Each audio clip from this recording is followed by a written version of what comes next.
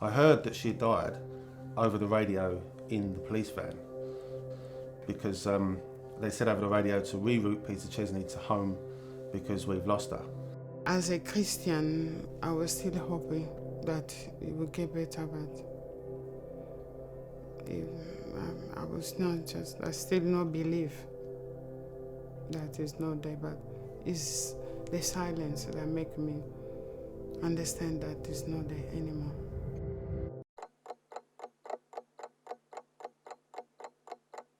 I was shocked because I was with him on that particular day, all day long in the house. And then he just went out with his friend and then that happened. The last time I spoke to Jodie was when I was making a coffee, just about to go to work. She poked her head round the banister, said, "Happy birthday, Dad." And I said, "Thanks, darling." That was the last time I spoke to her.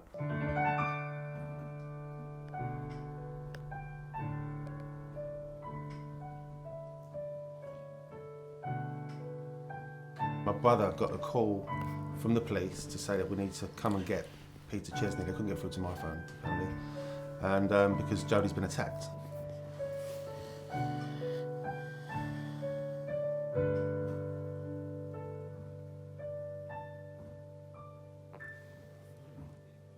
I met with a friend. It was just around the Ifway. That's when I received a phone call that he was stabbed.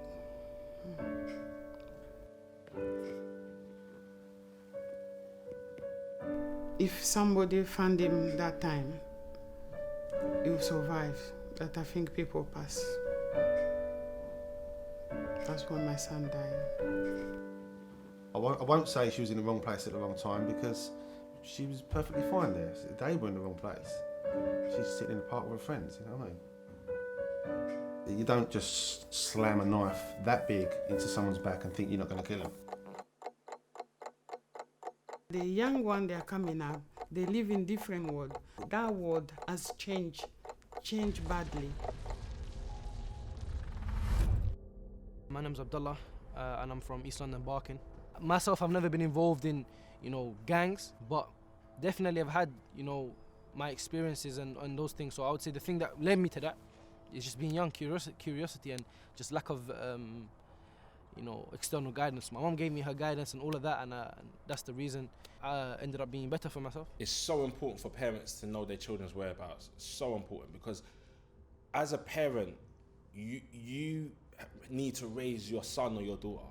It's your responsibility. You brought that child into this world, so you have a duty of care to make sure that you safeguard your child.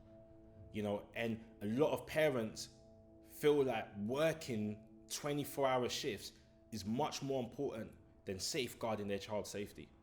And I don't want to sound irresponsible and biased by saying that and insensitive, but it's realistic. Sometimes we don't be careful. We are walk.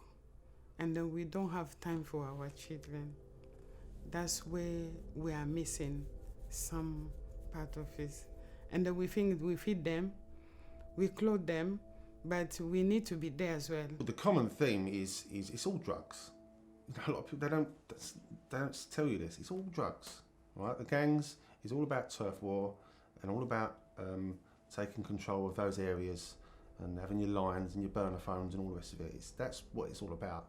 And they recruit kids really young because you get a 14-year-old kid, if they're lost and they've not really got a strong family or a strong sort of base to work from at home, then they're easy to get groomed by these gangs, and they can get them to do things which is very risky for an adult if they get caught. Whereas you get a kid to do it, buy him a new pair of trainers, lovely, he's happy to do it, and they're very susceptible to gangs. I know about parents that are so naive and they think, oh, my son's an angel, no way he's involved in this, innit? And it's the lack of wanting to accept the reality that your child, your baby is a drug dealer. When I went to trial, the first thing I look at them and I saw the boy, I felt sorry for him. This is me. I was very upset, but when I look at the boy, what he said, what he has been doing before, I felt sorry. I feel that sometimes parent has a responsibility to their children to leave them like that. A lot of young people are carrying knives out of fear. A lot of young people are actually scared. They're walking down the road and they feel like they can't walk down the road without that knife because people are going to kill them. He may not think that he's scared of something, but if you really dig deep and ask him, he's actually scared. Maybe he's been robbed one time, or he's walking the street. He's actually scared and he's just trying to protect himself. A lot of people carry knives as well because they want to intimidate people and they want to show that, listen, like they may not have muscles, they may not have physique, they may not have structure, they may not know how to box. So they feel like they can find all of those things in a knife, and all of a sudden, once a kid's got a samurai, he's got a six pack and he's deadlifting 200 kg, he feels like the man, and that gives him a sense of confidence that he never had. We want to now be able to help walk alongside these kids and say, we know you've messed up, we know you've got court cases, we know you've done things that you shouldn't have done, we know that you haven't got it together right now, but we want to walk alongside you and help rebuild that misguided dream. The mission of the charity is to reduce knife attacks and to reduce and try and help the culture that the youth have of today, where they think it's okay to carry a knife. Box Up Crime is free for young people. We don't charge young people to walk into our centres. They come, they can learn how to box, they can learn business if they want, they can learn music, they can go in the music studio and record an album. Like, we've created an environment where we can accommodate young people to transition into who they're meant to be, and we want to make success accessible to every young person, regardless of their background, regardless of their faith, regardless of their ethnicity. We want to make sure that no young person, not one young person will die through knife crime. If we can save one life doing this, it's all worth it, because I know the impact of me losing my daughter has had on me and my family. I want to advise every parent right now, take a time out with your children. Take time out with your children. Start to love them more. And I'm not talking buy them gifts.